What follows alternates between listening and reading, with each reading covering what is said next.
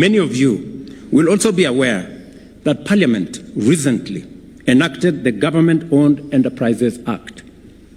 This legislation provides modern legal framework for commercializing government enterprises and ensuring that they operate according to the highest standard of corporate governance. This is what our friends from the banks were telling us. I want to assure you that the National Infrastructure Fund and all the other government-owned enterprises, we have made a decision that these assets will be these parastatals and government agencies will be run on the same principles as the private sector, if not higher. That is our commitment.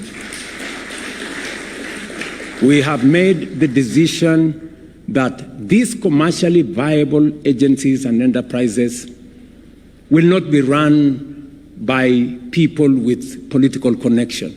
They will not be run by politicians who have not succeeded in their quest. They will not be run by people who have not been subjected to competitive recruitment. This is how we are going to change how Kenya delivers on the most critical and priority programs. This legislation provides a modern, as I said, framework for us to work with the private sector. Institutions such as the Kenya Airports Authority, Kenya Ports Authority, Kenya Railways, KETRACO, the Geothermal Development Company, the National Cereals and Produce Board will now operate under this framework, among others. Over time, these entities will access capital markets, and the proceeds will allow us to build even more infrastructure for the future. The law establishing the National Infrastructure Fund also provides strong governance safeguards. It establishes a governing council responsible for strategic oversight, strengthens the professionalism and independence of the fund's board, and ensures parliamentary oversight in its investment policy to guarantee transparency, accountability, and the prudent stewardship of public resources. Finally, let me emphasize that the National Infrastructure Fund is not an experiment. It is a model that has been adopted successfully around the world. Examples include the Nigeria Infrastructure Fund established in 2011, the Ghana Infrastructure Investment Fund in 2014, India's National Investment and Infrastructure Fund in 2015, the Canada Infrastructure Bank in 2017, the United Kingdom's National Wealth Fund, and the South Africa's Infrastructure Fund. We have drawn lessons from all these experiences. I remember we sat down here with many of the people who have developed these funds. IFC was on the table with us. I have had conversations with my good friend Tadesse on this, and Tadesse 2.5 years ago encouraged me, Mr. President, think about owning your own horse. And the horse he was talking about is the National Infrastructure Fund. Thank you very much, Tadesse, for your insights. You know, he's a pastoralist, so the horse. I want to thank our development finance partners, including the World Bank and the International Finance Corporation represented here today, who have supported us in designing this framework. The statute we have signed today specifically allows the National Infrastructure Fund to leverage the technical expertise of development finance institutions, of which Kenya is a member. The National Infrastructure Fund will help us, number one, prioritize what is important to us. Number one, Number two, structure our priorities and make them or package them into investable instruments. That capacity, as was said by our banks here, the banks will come in, our DFIs will come in, so that together we can build the capacity to be able to structure what is priority for Kenya into investable instruments. And number three, we will be the first in. We have the resources to either de-risk or to participate in making sure that other investors see us in the equation rather than us encouraging them to be in the equation. Indeed,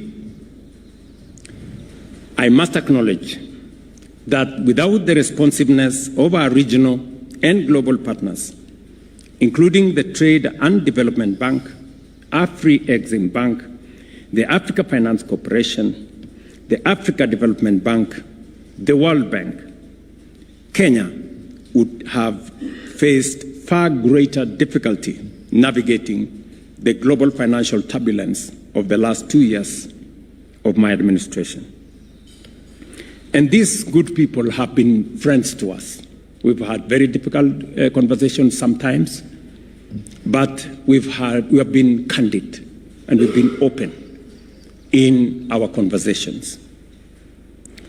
This development of today is so consequential that when I asked my friend, the CEO of AFC, almost 4 days ago, that we are going to have this event, he canceled his travel and waited because he said he must speak on this occasion because it is a most consequential occasion, not just for Kenya, but for the continent. And you have heard his statement. He has said with clarity that we must build the future rather than wait for that future. The National Infrastructure Fund gives us the opportunity to build the future rather than wait for it. He has said another fundamental statement, because I was listening very carefully. He said, for a very long time, we have been exporting our jobs FOB and importing inflation CFI. Did you listen? So it is time to change that. And this is the opportunity, working together for us to change that. And I will, with a lot of pride, work with you on your theme of Africa we build. We will be there because we want, this is our continent we must build. At a very personal level, I have been building. Yes. From right here in State House, this structure you see here, I built it. And you can see there is construction going on. And it's not just going on in State House. It is going on in markets. It's going on in hostels. It is going on in housing projects. It's going on in the roads. It's going on everywhere. We are building Kenya, and we will work with you to build Africa. Because that is what it is. That is how we are going to transform our nations. I also wish to thank the people of Kenya and Parliament for their support in passing the National Infrastructure Bill. Through public participation, thousands of Kenyans contributed ideas that helped strengthen the governance and transparency provisions contained in the final act. In approving this legislation, Parliament has once again demonstrated foresight, responsibility, and a shared commitment to strengthen the long-term foundation of our country's growth and prosperity. Let me single out the Leader of Majority and the Chair and Committee of Parliament on Finance. Please, if they can rise up so that we can applaud them. Tuwapigie makofi jameni. Thank you very much, ladies and gentlemen. When I finally write my book, you will have a special chapter. Because what we are doing today is very, very consequential to the development of our great nation. Today's moment, therefore, represents more than a creation of a fund. It represents a new chapter in how Kenya finances its future. A chapter where we invest at scale in the foundation of a first-world economy, transforming agriculture through extensive irrigation and water infrastructure, expanding modern infrastructure, including roads, rail, ports, airports, and logistic corridors that connect our farms, factories, and markets, and scaling up reliable energy to power industry, innovation, and value-added production across our economy.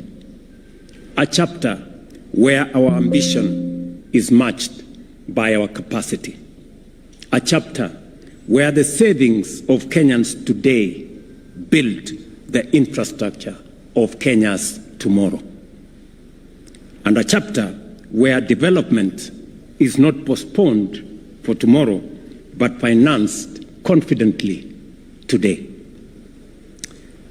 Let me conclude by saying today is a most important day for me.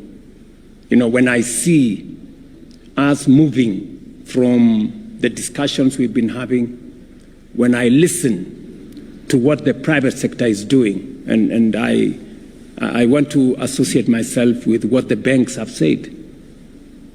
You know, when we asked our local banks, when we had a crisis of fuel in Kenya, we didn't have oil products in Kenya because we had serious shortages. And we asked banks to step in so that we can create a G2G framework. Some banks were shy, understandably so, but some stepped up. Today, I am very proud of the contribution of Kenya Commercial Bank.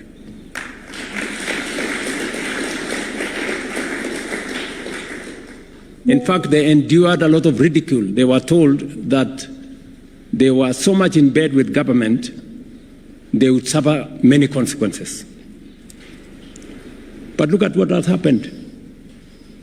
The share of KCB at the Nairobi Securities Exchange has moved from, what was it in 17, 18, 20, what? 15 shillings in 2023, today is close to 80.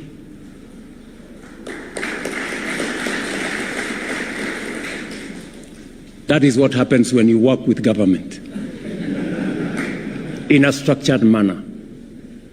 And friends, we are not mad and we are not fools. We know what we are doing. And we want to do it with you. We want to work with you. I am very happy that many of our banks now believe in what we are doing, and many of them are stepping forward. I want to encourage you that we will be prudent, we will be responsible, we will be transparent as well. And we want to have a candid conversation with our financial institutions because we must together be prudent in the management of the resources of our nation.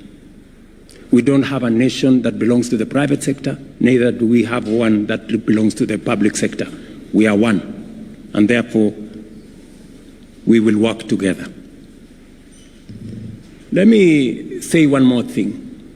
Lindsay Capital worked with us in raising resources for the building of Talanta, one of our very big stadia that will host AFCON next year. I saw a gentleman say that, William Ruto and the government, they have already pledged for 15 years money from our resources to build Talanta. Yes, we have. That's correct. That's what we have done. But I want to ask the question.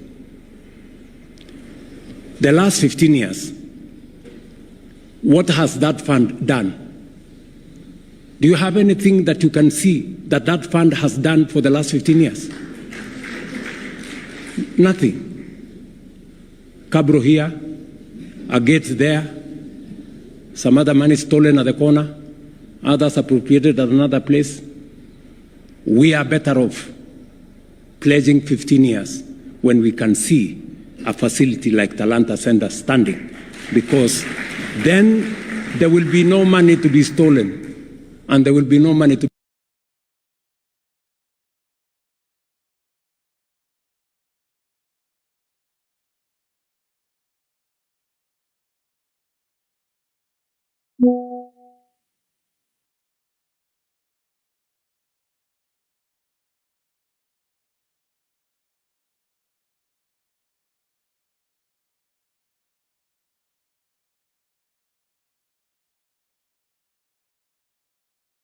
be appropriated or to be misappropriated, because the money